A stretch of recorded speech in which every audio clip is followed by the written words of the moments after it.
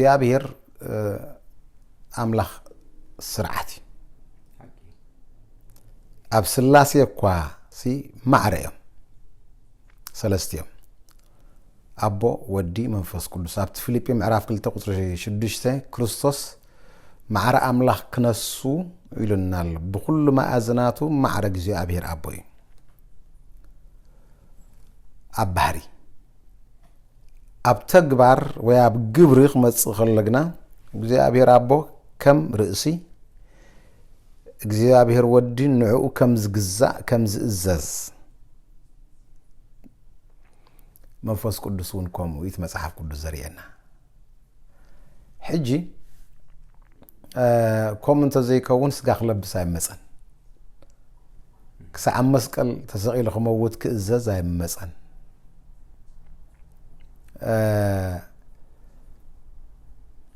እዛ ኣብ ስላሴ ዘሎ ኣብ ግብሪ ወይ ከዓ ኣብ ተግባር ዝረአይ ርእስን ኣብ ታሕትን ኮንካ መንባር ኣብ ኩሉ እቲ ጽፍሕታት ናይቲ ሕብረተሰብ ክኸውን እግዚአብሔር ሰሪዕዎ ኣብ ሓዳር ክመጽእ ከሎ ክልቲኦም ማዕረ መልክዕ አምላኽ ዘለዎም ከለው ሰብኣይን ሰበይትን ሳውን መልክዕ አምላኽ ኣለዋ ሰብኣይውን መልክዕ አምላኽ ኣለዎ በቲ ዘለዎም መልክዕ አምላኽ እቲ ሓደ ካብቲ ሓደ ዝለዓለ እቲ ሓደ ካብቲ ዝተሓተ ይኮነን እኳ ዳስ ንዕኡ ትበቅዕ ደጋፊት ክገብረሉ ይኽብል ከሎ ዘፍጥረት ምዕራፍ 2 ቁጥር 18 እታ እትበቅዕ ትብል ቃል ከነገደዎ ትብል ቃል ዕብራይስጥያ ማዕረ ከላስ ተጻይ ዝብል ሓሳብ እዩ ዘለዋ ስለዚ ማዕረ ኣብ ኩሉ ማእዝናታ ግን ኣብኡ ዘየሎ ኣብ ኣሎ ኣብ ኣዘየሎ ኣብኡ ኣሎ ያ ተሓሳባ ስለዚ እቲ ሰብኣይ ርእሲ ዝኸውን ሲ ብመልክዕ አምላኽ ኣቶ ኣብኡ ዘሎ መልክዕ አምላኽ ካብ ሰበይትን ላዕል ስለ ዝኾነ ይኮነን ወይ በቲ ብመድሓን ዘለዎ መሰል ዝያዳ ዝቅበሎ በረኸት ስለ ዘለዎ ኣይኮነን አምላኽ ኦርደር ስለ ዝኾነ ክልተውን ሰብ ሓንሳ ክነብሩ እንተዳ ኮይኖም ሓደ ዝመርሕ ሓደ ዝምራሕ ክኸውን ኣለዎ ብስላሴ ውን ኣርዩና ኣሎ ንሱ ኣብ ቤተ ክርስቲያን ክንመጽእ ከለና ወይ ከዓ ኣብ ማሕበር ከዓ ከምኡ ኣብቲ ካልእ ጽፍሕታት ናይቲ ሕብረተሰብን ሕጂ ኣብቲ ማሕበር ክንመጽእ ከለና ዋላ ደቀ መዛሙርቲ ዝኾኑ ሰባት ውን እንትኾኑ እቲ ቅርጺ ትኽክል ቅርጺ ታ ማሕበር ከመይ ክኸውን ዝግብኦ ትኽክል ቦታኡ እንተዘይሒዙ ብትኽክል ከኣቲ መሪሕነት ውን እንተዘይመሪሕዎ ዋላ ፍርሃት አምላኽ ከለዎም ዋላ ደቀ መዛሙርቲ ከለውን ኣብተን ማሕበራት ከምቲ ዝድለ ዓይነት ኮይነን ዘይክንሪአን ንኽእል ኢና ስለዚ ተኻልኣይቲ ታጸገም ዝርያ ኣብተን ማሕበራትና እቲ ግቡእ ቅርጺ እቲ ማሕበር ኣብ ሓድሽ ኪዳን ዝነበረት ማሕበር ብፍላይ ሽዑ ምስ ጀመረት ክሳዕ ካልኣይ ክፍለ ዘመን ሳልሳይ ክፍለ ዘመን ዝነበራ ዓይነት ቅርጺ የብልናን ንሱ ስለ ዘይብልና ብኩሉ ማእዝናቱ ሕጂ ተዳ ወሲድና ርኢናዮ ንጳውሎስ ሐዋርያ ክኸውን ከሎ ማሕበርና አንጾኪያ ልኢኻቶ ካብ ሶርያ ኣይተላይኹ ኣብ ዝኾነ ይኹን ኣገልግሎ ክመጽእ ከሎ ንዓይ ጸብጻብ ዝህብ ነይሩ ብኡቢሉኻ ናብ ኢየሩሳሌም ሕጂ ሐዋርያ ኮይኑ ሲ ንዝለኣኸቶ ማሕበር ጸብጻብ መሃብ ዝበሃል ዓይነት ርድኢት ኣሎ ድዩ ሕጂ ኣባና እንተይልና ወይ ነቢ ኮይኑ ሲ ነታ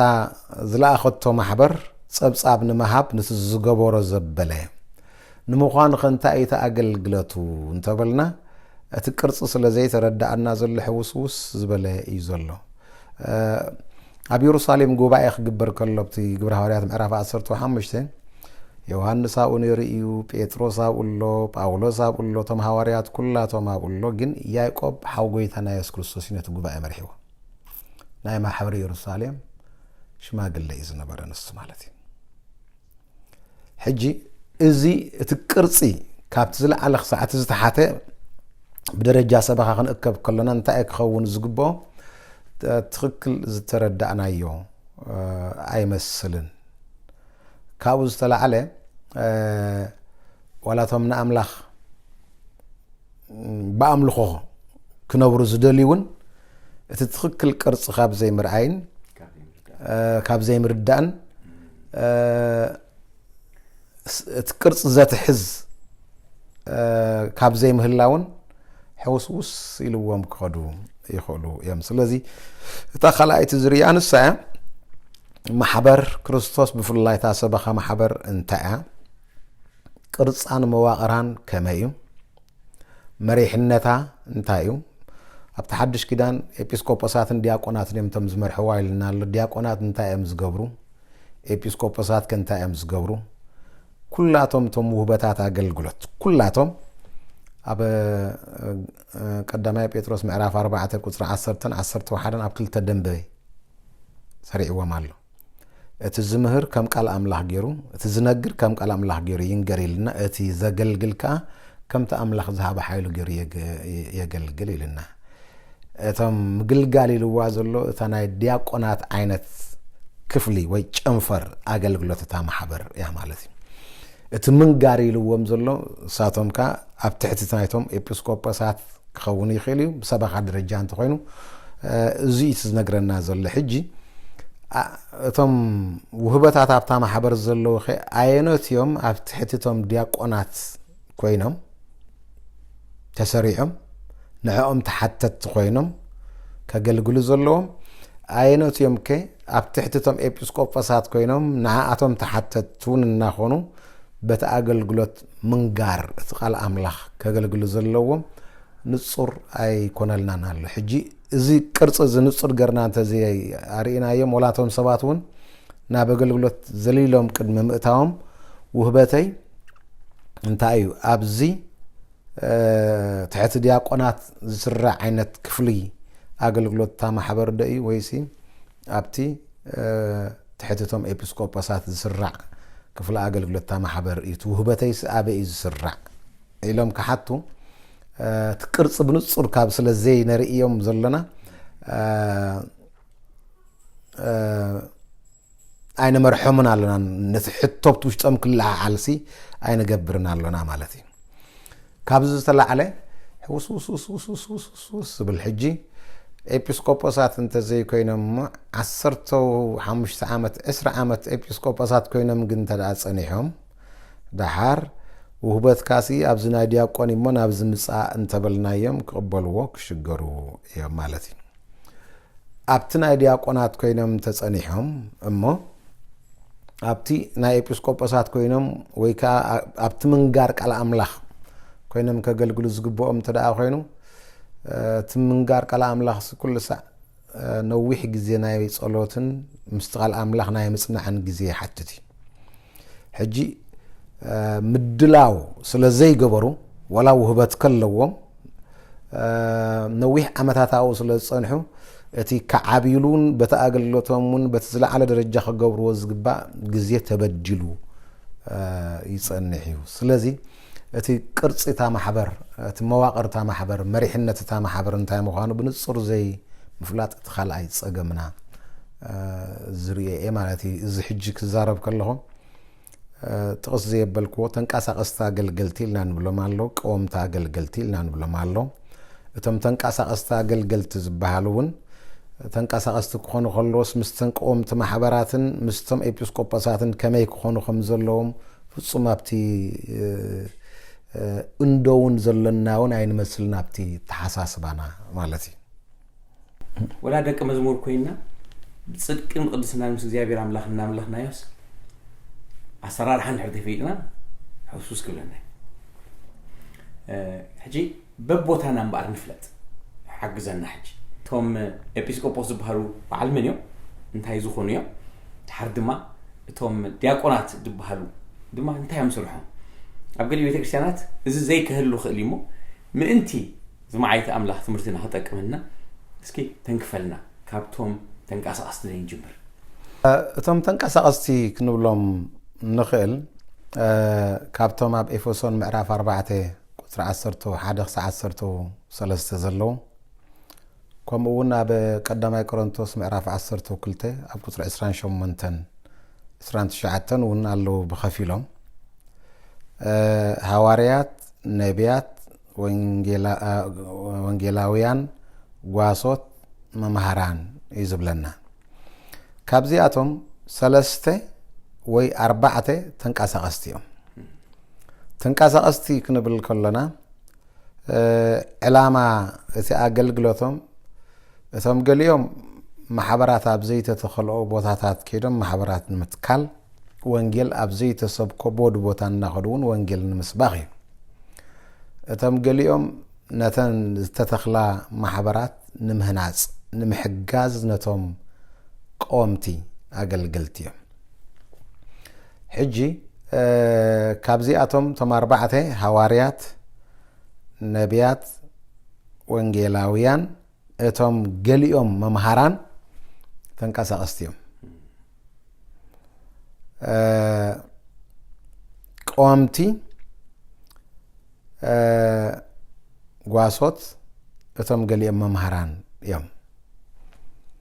ሕጂ ትክክል ትቅርጽ ተራእይና እቶም ተንቀሳቀስቲ ቅድም ምስተን ቆምቲ ማሕበራት ከመይ ክሰርሑ ከም ዘለዎም እዮም ዝፈልጡ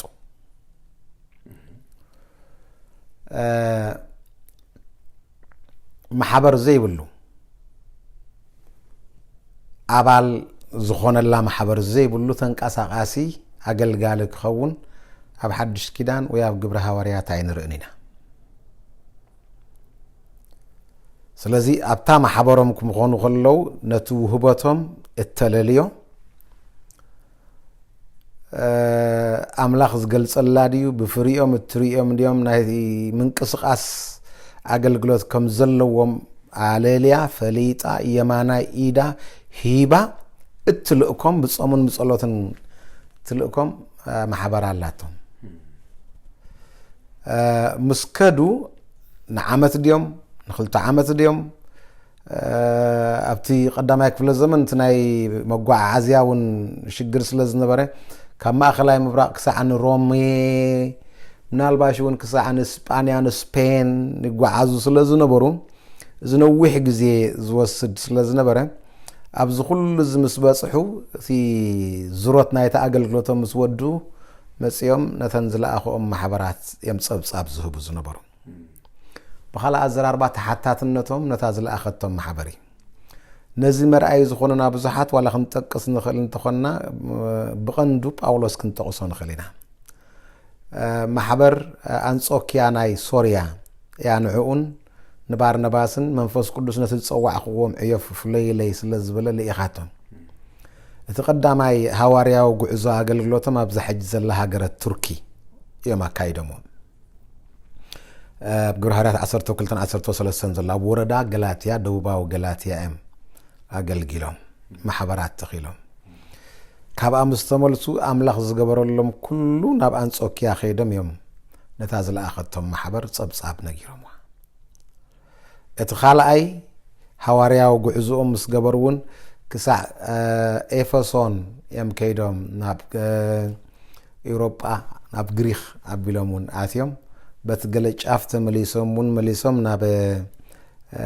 غريخ ناب تركي تمليسوم من ياتو أبنيشت إسيا يم بعال إفسون بويتي سالساي تياغل غلوتم تي ستاي زبلوا مالتي مستملسون ناب ريبورت خيدو هيبو سالساي مستوى عزيك من لسكله بقبلو ناب يروساليم كيدو اب يروساليم تتحيزو تأثيرو مالتي حجي تخكل كل ونا خلت قرصي تي نصور كوين خرأينا ولا ون تدا ارحق قبلنا خنوسدو دلينا تقدماي غباينا بيت كريستيان اب يروساليم كغبر كله غرهاريات معرف 15 تزلم اتمس كريستوس نبرو تم قندي عند تباهيلهم صوعو حواريات بعل يوحنس بعل بطرس باولوس ون بعلو كالوتون كلاتهم كله كريستوس ما يتخصعسنس زي امنه زنبر حو يعقوب ينت غباي مرحيو السخان اي يروساليم شماغل لسلز نبر سلز حوارياتن نبياتن اب حد بوتا خكبو خلوسي الرئيس خوين الزمرح سي اتي إبسكوبوس نمخان دي وي شماغلي وي غواسا يلنا نبلو وهبات زلوه كم زخونه إنا نري أبت تمهرتاوين أبت قلن بسلطان كزاربو خلو باولوس زبولون بيتروس زبولون رينا يلنا جن يعقوب يمرح خمس نبرنا تأخيبا أزيو نصر يو سرتي تمرت سلاز نبرو نساتهم بفلاي أبت تمرت بزملكت زبلو ነገር ነይርዎም ግን ተስርዓት ቅርጽ ኢና ሕጅን ዘረብ ዘለና ማለት እዩ ነቢያት ወን እንትኾኑ ወንጌላውያን ወን እንትኾኑ እቶም ገሊኦም መምሃራን ወን እንትኾኑ እዚ ሕጂ ኣይንሪኦን ኣለና ኣባና ኣብ ገለ እቲ ቅርጽ ተቀዳመይት ማሕበር ሲኢናዮ ኣለና ኣይንሪኦን ኣለና تحتاتنت زي بلو حواري ايلو زخيد نرئي تحتاتنت زي بلو نبي ايلو زخيد نرئي كالون كوم وانجلاون كوم ونرئ لنا مالتي حاده أب أخل لها من تنام تحري خير السعي أب أخل لها حجينا نايتهم حواريات ناي نبيات سرحات أب الزلو جزي من تخنتك أب تحدش كيدان انتاي نيرو حوارياك خون زخيل اليوم تنك أستيلنا سلستنقاس اسكو انس حواريا دي نبي دي كمي غير يدفلت تحسب نوح كخون يخيلي قدم حواريا خنو لكلنا لؤخ مالتي التلاك مالتي بفولي مجدي حواريات يسوع كريستوس بالكاس لزلوم بزردهم مجدي يسوع كريستوس تجلس لهم دي تراخيب ومدي نفولي عيو زلاخهم مخانم ساتومون زفلطو كريستوس ون زفلت اذا زلا اخذتهم محبر ون تفلت مخانمي حاده حوارياخا قدم قدارم صباخن ممهرن اواجن اتي وانجيل ايو كالاي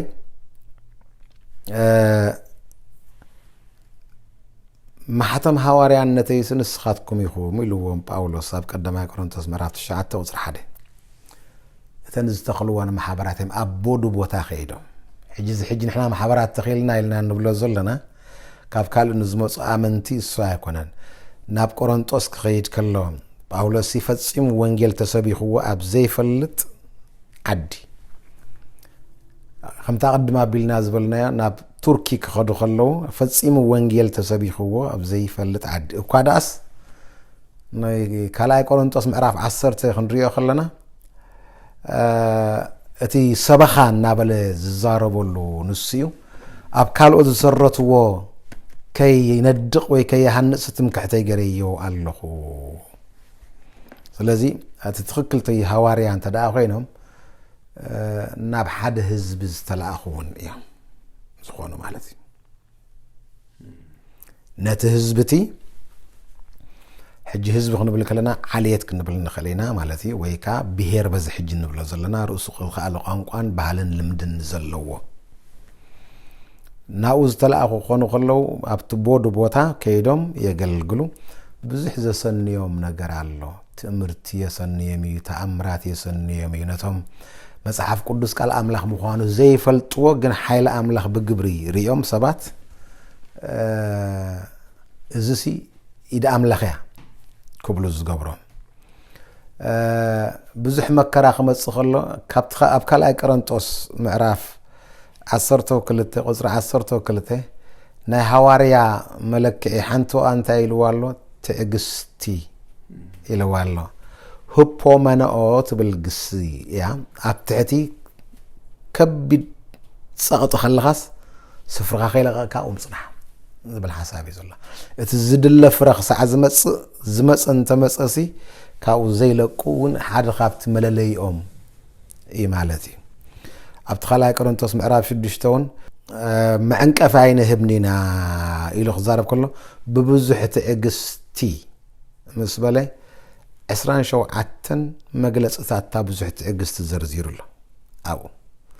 ابت تغرኛና ንጽር ኮይኑ ዘይክር ራእይና የخليቶም ተማሃሮና የመጽሐፍ ቅዱስና የተቋንቋ ግሪክ ክዛረቡ ከለው ኩላቶም ተም ዝርዝርዎም ዘሎ መግለጽታት ወይ መለለይታት እታ ብዙሕ ትዕግስቲ እያ ስለዚህ ቶም ሃዋርያት ካብቲ ሓደ ሃዋርያት ምዃኖም መለለዮም ኣምላኽ ከምዚ ሕጂ ናብ ዓፋር ኢሉ እንተዳሊኹም ኣብ ዓፋር ማሕበር ተተኺላ ንኣምላኽ ዝሰግድ ህዝቢ ክሰዓዝሉ ኣብኣ ይጸንሑ ስለዚ እቲ ዝተኸልዎ ፍረ يتمحتم نايت هواريانتهم حجي كم زامسله حجي كمون رئلنا دينا اي نرئن بذا حج زبلكوا بحصر نزارب له سلازلنا مستيات كم نرئي زلنا غيرنا خنريو خلينا كم زي كون الله انت دا خوينو ويت زي غبا الناس من وسد كاينهلو ወይ ካገለ ጸገም አሎ ማለት እዩ ግን ሱይቲ መዕቀኒና ክኸውን ዝግቦ እቶም ነቢያት ነተን ማሕበራት እዮም ዘገልግሉ ምግላጽ ዝብል ኣብቲ ሓድሽ ኪዳን ኣብ ትግርኛና ራእይ ኢልዎ ኣሎ ኣለዎም እቲ መልእኽታቶም ውን ግዝያዊ መልእኽቲ ዝኾኑ ወላ ስብከት ክሰብ ከለውን ይብላል እግዚአብሔር ዝብለካ ዘሎ ዓይነት እዩ ስማዓካ ነታ ዘለኻያ እዋናዊ መልእኽቲ ይዝኸውን ወላውን እግዚአብሔር ኣሰኒዎም ይመጽእ ከም ዘሎ ኣብቲ ውሽጢ ስማዓካ ፍሉይ ዓይነት ኣምላኽ ይበጽሓካ ከም ዘሎ ውን ምልክታት ሓይልታት ውን ኣለዎም ስለዚ كام سبختن ممهراني نايت قال كلوس كابتم نايتهم كالوت جن كم زجلس كان مردات راح زي كونس وانا وملأخت خوين نلب ثم سبات زتنكف زرت ناب نسحا ناب مملاس قصون زمص أملاخ مسخات كمال لو يلون نلب ثم سبات ون زرقاقص تهلونا نا أملاخ كابتم كالوت على